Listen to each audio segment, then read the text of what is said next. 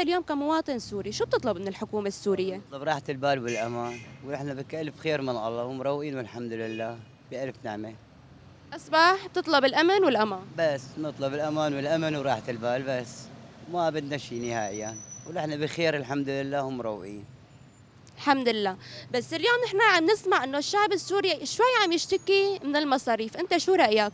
لا هلا المصاريف معتدلة عادية وماشي حالنا يعني ومروقين وكذا، بس كمان يعني كان مواطن مثلا بيبقى دخله مثلا 100,000 بيصرف 150,000 200,000، اما هي الامور بدنا نطول بالنا عليه، بدنا نصبر، احنا الوقت طالعين من وقت انهيار يعني منهارين عارفين حالنا، والوقت بهالبلد هذا حاليا بدنا نطول بالنا، يعني بدنا نطول بالنا لحتى البلد منهاره. زمان احنا طولنا بالنا، الشعب مين بده يطول باله؟ بده يطلب دغري دغري، بدنا نطلب ناكل ونشرب كذا، بدنا نطول بالنا بدنا نصبر يعني.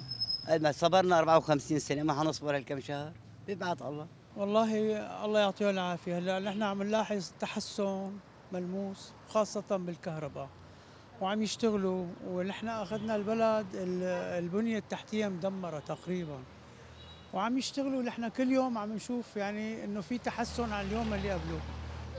نحن بنشكرهم، الله يعطيهم العافية وياخذ بيدهم، ويعني هن جايين يشتغلوا.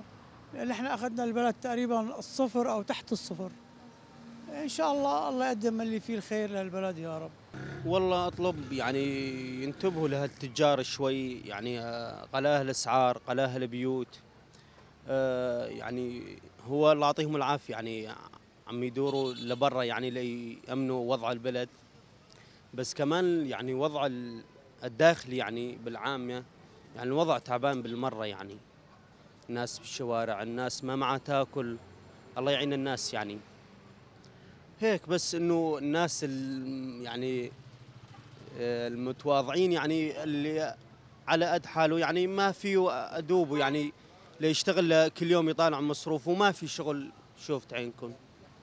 أصبح أنت تطلب من الحكومة السورية تأمين العمل للمواطن السوري ويترأفوا بحال الشعب السوري بالأسعار. اكيد اكيد اكيد الاسعار كلها يعني غاليه، يعني استغلال كمان من التجار. يعني في طلع الدولار طالعوا، نزل الدولار ما بينزلوه. لهلا هذا الوضع موجود عند التجار. ايه هذا يعني معروف عند الشعب كله. يعني وغلات البيوت، الاسعار البيوت، الناس بدك يعني تستاجر، اول شغله تفكر فيها كيف بدك يعني طالع اجار البيت، هاي لا اكلت ولا شربت ولا سويت شيء بنوب.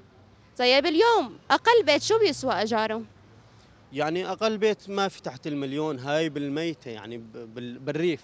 هون بالمدينه غالي كثير. اي والله. أصبح لهلا نحن عم نواجه غلاء الأسعار من تجار من صاحبين البيوت. مزبوط، ايه من البيوت يعني مليون، مليون ونص، مليونين، في ثلاثة وفي أربعة، وعندك حسب. هون بالمدينة غالي كثير. ايه والله، ايه غالي كثير. يعني المواطن بده يشتغل كثير ليطالع بس حق اجار بيته، بده اكل شرب، عيال وراه اولاد، يعني والله يعين الشعب. آمين يا رب، وإن شاء الله بتفرج. أصبح اكيد اكيد، وهي ما راح يعني نهار وليله ما راح تصير، بس انه يعني نوعا ما يعني شوي. اي والله. إن شاء الله. والله يفرج علينا وعلى اجمع الناس يا رب. ومثل ما شفنا هذا هو الشعب السوري الفقير والبسيط، ما طلبوا إلا متطلبات هينة وبسيطة، ونتمنى يوصل صوتهم وصوتنا للحكومة السورية، وكل الحب وكل الشكر على كل شيء عم تقدمه الحكومة السورية. لا لا أبدا. لا لا ما عندي مشكله بنوب.